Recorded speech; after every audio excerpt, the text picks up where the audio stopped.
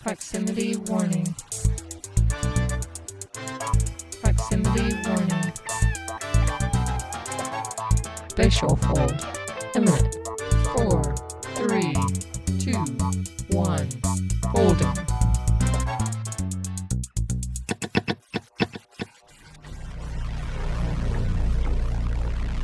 Welcome to Story Mode. My name is Ripple, and I am the creator of the story you are about to hear.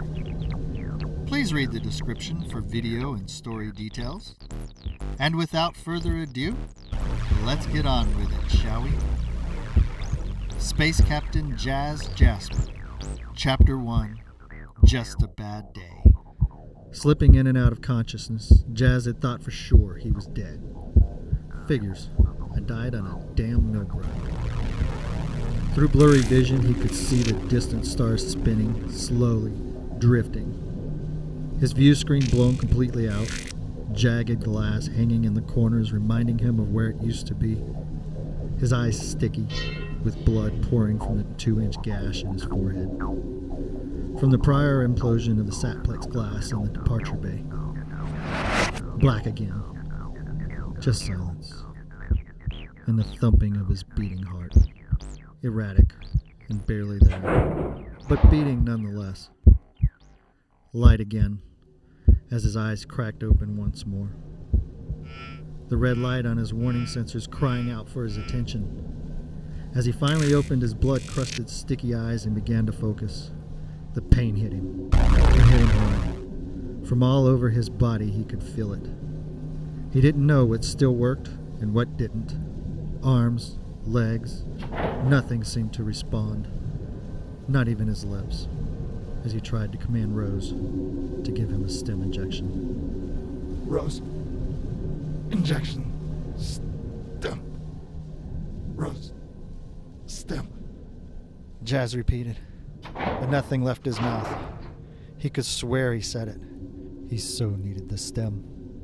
It would bring sweet relief and wake him up just enough to get his wits about him, and long enough to get to a port. Rose. Black again. Darkness filled his world. A beating heart. Then pain. Oh, so much pain. He screamed as he awoke again to the red blinking lights, but he heard himself this time. Rose. Injections. Stem. He heard himself say it, but was afraid the ship wouldn't understand him. He was lucky. He felt the surge of the drug bolting through his system, injected through his flight suit dock. The pain diminishing somewhat. He could think for the first time. Still so much pain, but it was bearable. The stem did more than kill the pain. It enhanced his senses and brought his mind back to reality. It was a drug with powerful and beneficial uses during combat and emergencies, but also had enormous side effects that made even the worst drug addicts fear using it for more than its emergency purposes. Still slightly blurry, he tried to focus on his cockpit, checking the quadriradar first. Nothing. Said to himself in relief. He had managed to fold to a safe place, even if he didn't know where this place was. The HUD isn't up, he thought out loud. Then realized the windscreen was out. No HUD. He brought up his helmet retina display. Jumping into his vision were the big blue numbers 1345, 1344, 1343. Continually counting down. Oxygen. If it made it to 0, he would suffocate in just a few minutes. Rose. Diagnostics report. Jazz didn't get a reply, but within a couple of seconds a list started to display in his visor. Support. On backup. Starboard stabilizer. In-up. Weapon systems. In-up. Shields. In-up. Starboard retro thruster. In-up. Voice comms. In-up. Autoflight. In-up. Rose. Response-oriented symbiotic entity. In-up. Hull breach. in cockpit. The list went on. Hull breach. Rose was in pieces. Sorry, Rose. Sorry. You see, Rose is much more than a ship. She was a response-oriented symbiotic entity. She was his crew and as alive as a ship AI can be, the only one of her kind left in existence. There were 3 SCPs, or small cruiser prototypes, built over 100 years ago. SCP-1, Eos, an attack-oriented symbiotic entity. SCP-2, Dose, defense-oriented symbiotic entity. And SCP-3, Rose, a response-oriented symbiotic entity. She was the information gatherer, a decision maker. All 3 cruisers combined were to be the ultimate weapons platforms for this new, at the time, type of symbiotic AI. AI that could assess a situation and make that split-second decision to save the ship or make the kill. You would think this stuff was just regular tech by then, but AI would always take it too far and needed human interaction to stop. Now, the key to this AI was that it was symbiotic. It shared its sensors and decisions directly with the commander of the vessel through a brain interface implanted directly in the brain. Both the ship and the captain would be fully entwined. Now, the captain can keep the AI under control. The ship would translate and send all of its sensors and visuals into a 360-degree sphere live feed to the captain's brain, superimposed behind his eyeballs, giving him and the ship a battlefield awareness unmatched in the known universe. And for a small cruiser, they were the heaviest armored and defended. There is a lot more to come on Rose, but for now, let's get back to the captain. So where the hell are we? He thought, bringing up the U-map, the universal map, as fast as he could, looking for the nearest port on the nav hollow. Yes! How lucky can I get? I was almost there. Jazz targeted the system CB-986, hit 2 switches, and hit the button to spool up the fold engine. Without Rose and her components working, he had to stabilize as much as he could by countering all the directions he was spinning with a little thrust, and it's a little hard just to keep Rose stable. Finally getting the destination locked in. Let's get the hell out of here, he thought as the red words "spatial fold, imminent" appeared in his visor. Jazz slammed the throttle forward and the main Spatial thruster fold. screamed. Imminent. The display lit up in red. 4, 3, 2, 1. Holding. Space folded. In this moment, picture a water ripple as the sky, now an identical one for the ground. The appearance of them mirroring the surrounding space. They attract each other, then meld together. All the while, everything looking like it's rippling from the center out. They meet, creating a blinding flash in an instant. Pitch black. The inertial stabilizers kicked in, and Rose exited the fold 20 light seconds from the bright orange star, Cheeseball 986. Destination reached. DB-986. Don't laugh too hard. Newer stars were named by the first to encounter them, often by weary edge explorers. These guys are crazy. No, I mean really nuts. Everyone avoids them. Don't get me wrong, they are appreciated and respected for what they do. So much so, pirates don't even mess with them.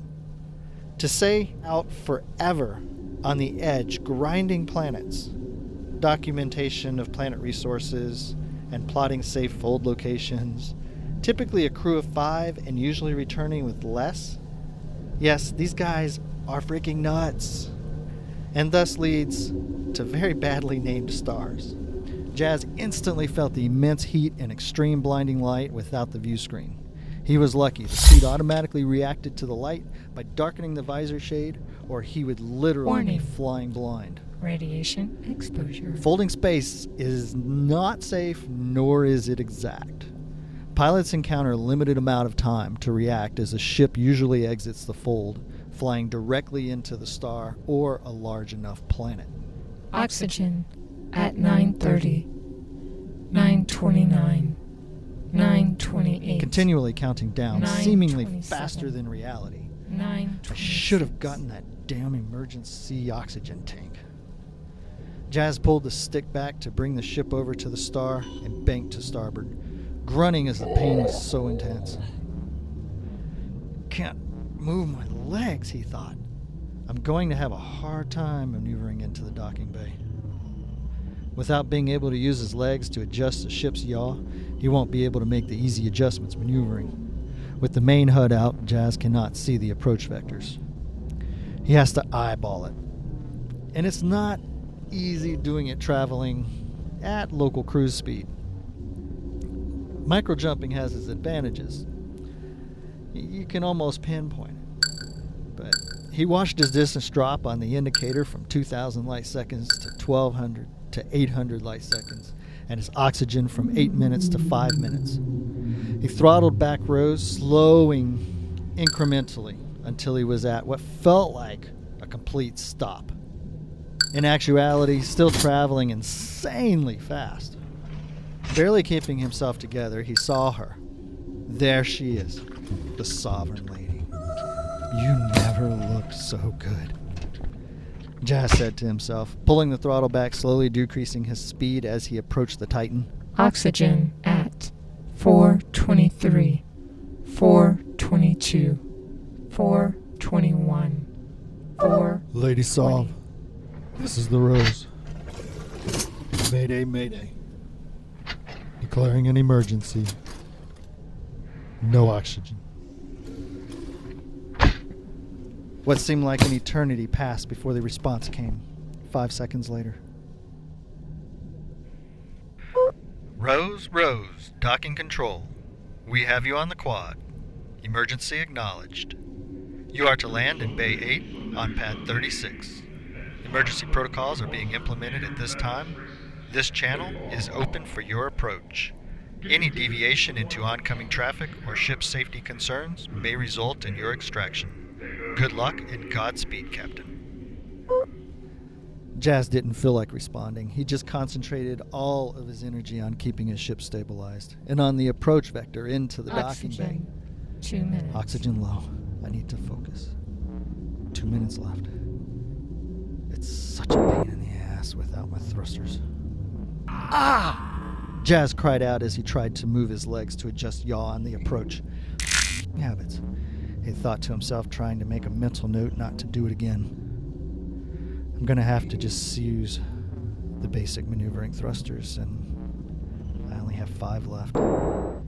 This is gonna be fun, he murmured to himself while trying to stay conscious.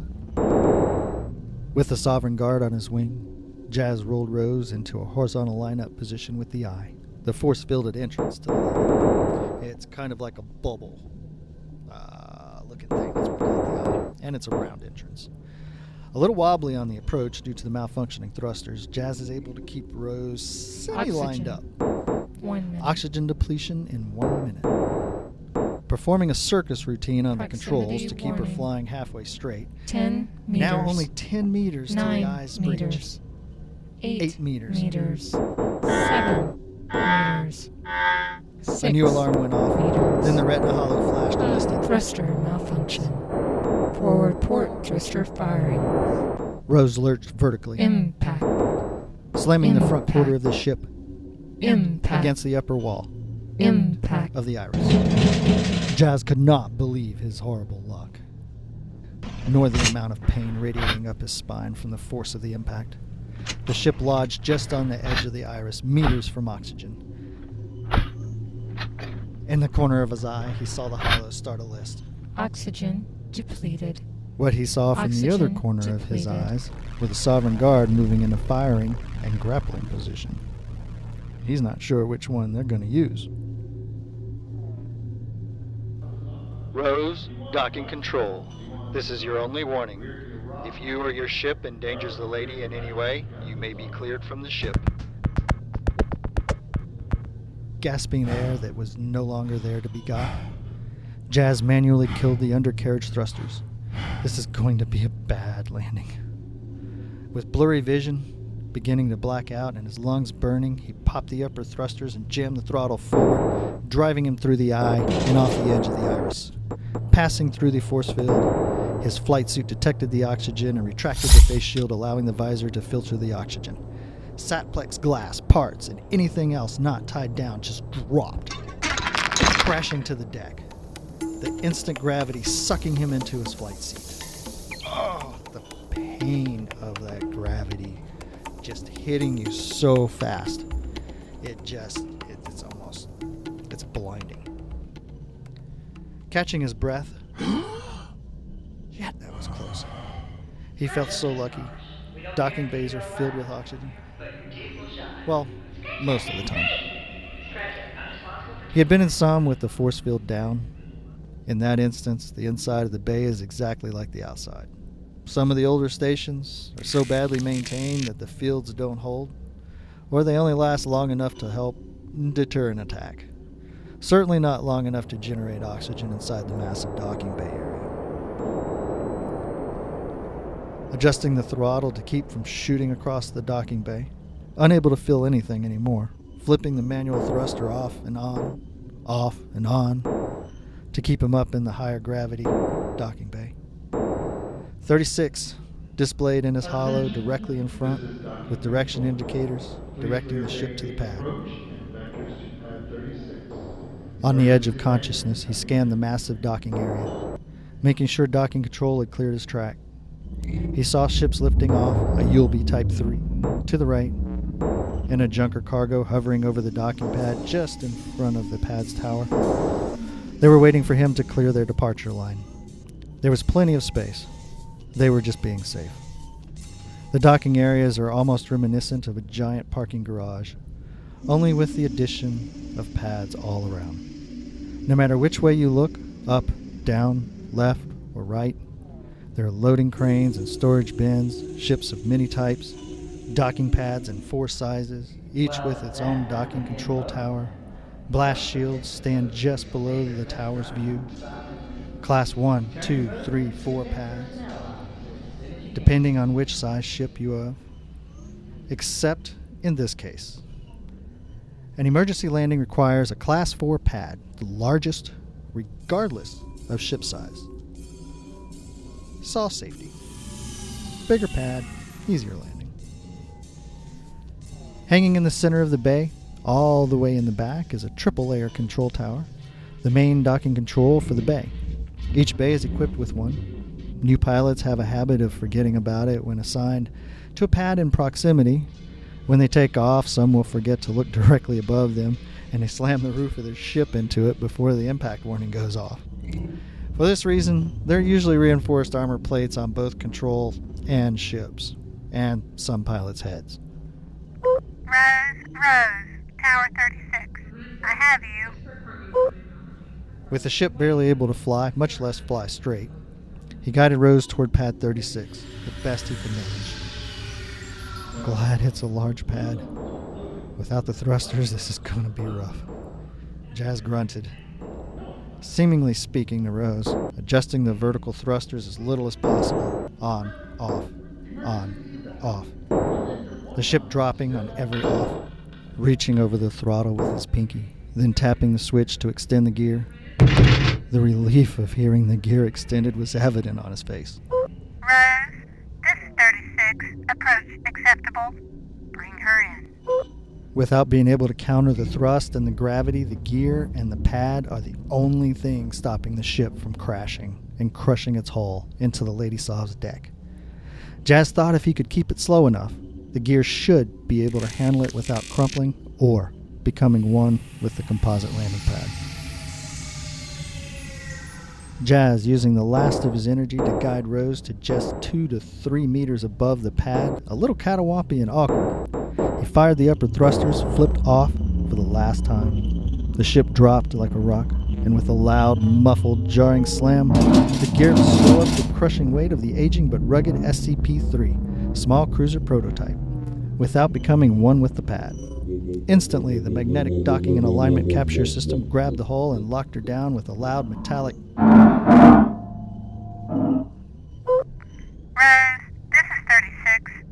padlocked and cleared. Comms were silent. Rose, this is Tower 36. Docking override initiated. Assistance is on its way, Captain. On the pad, beat to hell, Rose lay lifeless. The cockpit restraints released. Jazz slumped over the control center, left arm hanging to the deck. Jazz lay lifeless. Welcome new arrivals. You want custom? You want stuff? We're your rock. Garland's Great Relaxing Gun Bazaar. We're never closed. Need that ancient music exclusive recharge? Your mind? We can do it.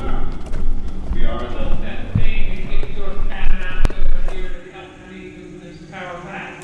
Come on, get it open. Try it. Don't use that. That's fine. Come down to deck 27, double and 4. I'm coming, Mom. There you go. It's Sunday, and it's time for the Mega Monster Meteor Madness races, and they are on. Get your tickets, come watch the jumpers check it out, in the blue mega light fields.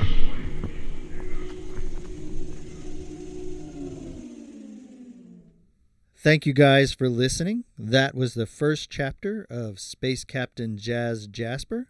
The second chapter should be out shortly, probably 3 weeks, I'm guessing. I'm putting in sound effects, etc. So please don't forget to like, subscribe, and comment. And hit that little bell thingy up in the corner so that you can get notified when the next chapter does launch. And thanks again, guys, and you guys have a great one.